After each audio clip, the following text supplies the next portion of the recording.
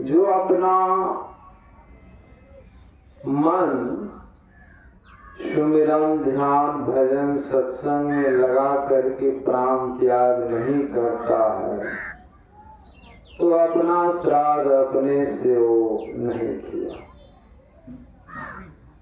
सुनते हैं योग सीखो उपनिषद में भगवान शिव ब्रह्मा का संवाद, योगहीनम कथम ज्ञानम मोक्षदम भवति भो, योगो अपि ज्ञानहीनस्तु न क्षमो मोक्ष कर्मणि, तस्माद् ज्ञानम च योगम च मुमुक्षुर् दृढ़ं भस्येत्। भगवान शिव ब्रह्मा जी से कहते हैं कि योगहीन ज्ञान मोक्ष कार्य में समर्थ नहीं हो सकता, उसी प्रकार ज्ञानहीन योग भी मोक्ष कार्य में समर्थ नहीं हो सकता। इसलिए मुमुक्षु को, मतलब मोक्ष की इच्छा रखने वाले को, योग और ज्ञान दोनों का दृढ़ता के साथ अभ्यास करना चाहिए। और उसी योग सीखो उपनिषद में भगवान शिव ब्रह्मा जी से कहते हैं कि देहावसान समये चित्ते यद्यपि भावयेत्, देह त्याग के समय में चित्त में जो जो भावनाएं आती है उसी के अनुकूल शरीर मिलता है। प्राण त्याग के समय में चित्त में जो जो भावना आप करेंगे उसी के अनुकूल शरीर मिलेगा। इसलिए प्राण त्याग के समय में अपने चित्त में अच्छी भावना रखनी चाहिए कि आपके चित्त में परमात्मा का सुमिरन, स्मरण, ध्यान होता है, कि कम से कम आप इस मनुष्य शरीर को बरकरार रख सकें, ऐसी भावना रखना है। लेकिन जीवन काल में यदि आप कभी परमात्मा का, गुरु का, ईश्वर का, भगवान का स्मरण नहीं किए तो प्राण त्याग के समय में होगा स्मरण? नहीं होगा।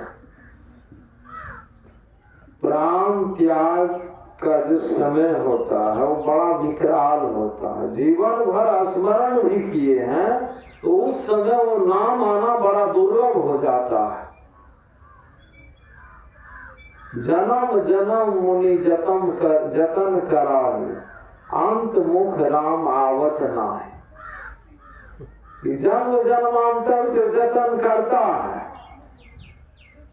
लेकिन अंत काल में, अंतिम समय में, प्राण त्याग के समय में राम नाम, कृष्ण नाम, शिव नाम, गुरु नाम, परमात्मा का नाम आना दुर्लभ हो जाता है। इसलिए हमेशा मैं तो बराबर कहता हूँ, ये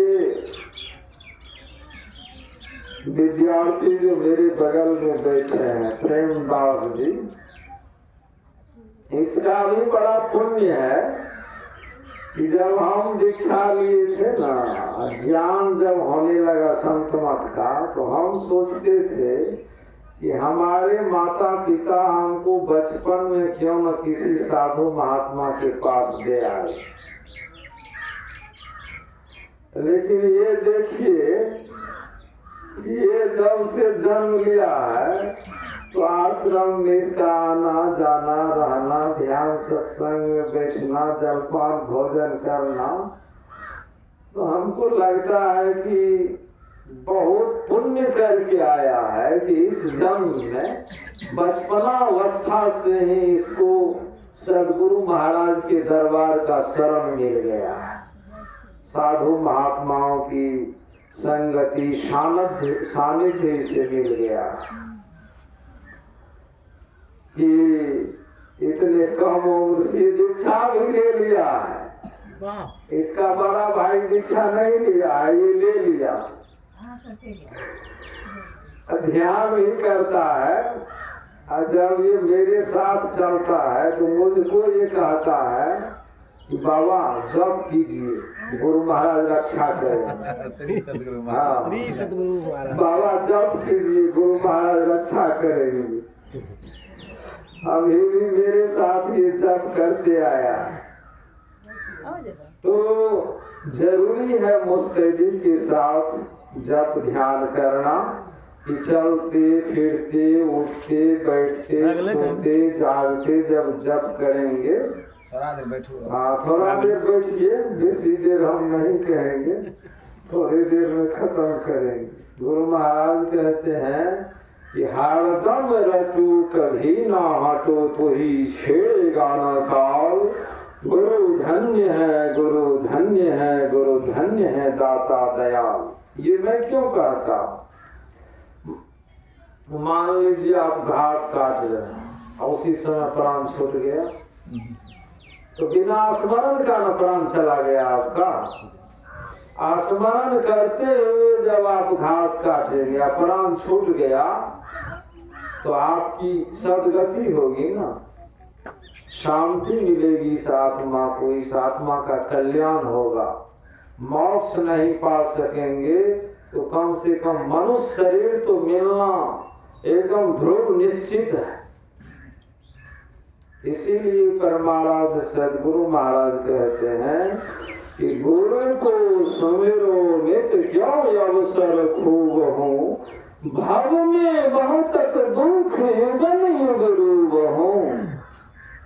हे मित्रों, गुरु को सुमरो, परमात्मा को, ईश्वर को, भगवान को सुमरो। तुम अवसर मत खो, ये मनुष्य शरीर जो मिला है ये अवसर मत खो। संसार में बहुत दुख है, योग युगांतर से रोते आए हैं। गुरु महाराज तो प्रवचन में कहते हैं कि भगवान श्री राम रोने की लीला करते हैं, उनको भी रोना पड़ गया, तो हम आप किस खेत की मूली है, विचारिए। और पर महाराज कहते हैं कि ये मनुष्य शरीर जो है चाहू खाने में दुर्लभ नरको देहो, यातन धरी की मुक्ति जतन करी ले हो। चारों खानियों में ये मनुष्य शरीर दुर्लभ है, केवल इसी शरीर से हम मुक्ति प्राप्त कर सकते हैं। केवल नर ही तन से मुक्ति को पावहूं। गाय भैंस के शरीर में चले जाएंगे तो हम मुक्ति नहीं प्राप्त कर सकते। गाय भैंस आकर के बैठेगा सत्संग में आसन मार करके दीक्षा लेगा, वो किसी किसी जीव पर जब संत की कृपा हो जाती है, कहते हैं कि एक बार